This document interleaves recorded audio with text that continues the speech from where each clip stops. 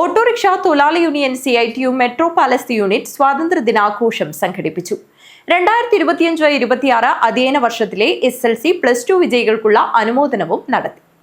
Autorickshaw തൊഴിലാളി union CITU metro palace unit സ്വാതന്ത്ര്യദിനാഘോഷം സംഘടിപ്പിച്ചു.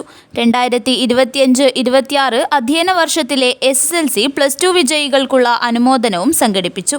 ഓട്ടോ തൊഴിലാളി യൂണിയൻ CITU കാസർഗോഡ് ജില്ലാ ട്രഷറർ TV വിനോദ് ഉദ്ഘാടനവും അനുമോദനവും നിർവഹിച്ചു.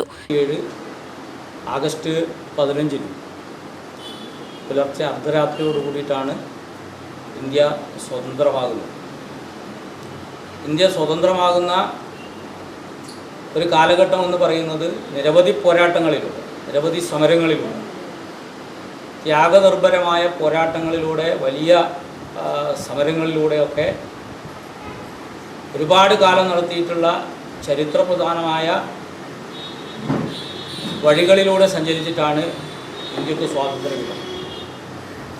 ആ സ്വാതന്ത്ര്യം എന്ന് പറയുന്നത് ബ്രിട്ടീഷ് സാമ്രാജ്യത്വം വേഗം ഇങ്ങനെ ഒരു വെള്ളിത്താലത്തിലെടുത്തതാക്കി ഇന്ത്യക്കാരെ ഇത്രയും കാലം നിങ്ങളെ ഭരിച്ചു, അതുകൊണ്ട് നിങ്ങളെല്ലാം ഭരിക്കാനുള്ള പ്രാപ്തിയായി, അതുകൊണ്ട് നിങ്ങളിനി ഭരിച്ചാൽ മതി എന്ന് പറഞ്ഞിട്ട് ഇന്ത്യയുടെ രാഷ്ട്രീയ നേതൃത്വത്തിന് അത് നൽകുകയല്ല ചെയ്തത്.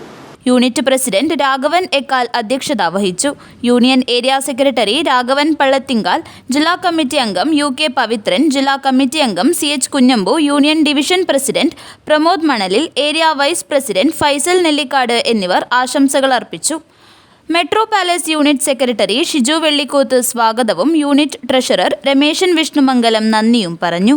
News bureau, Kanhangad.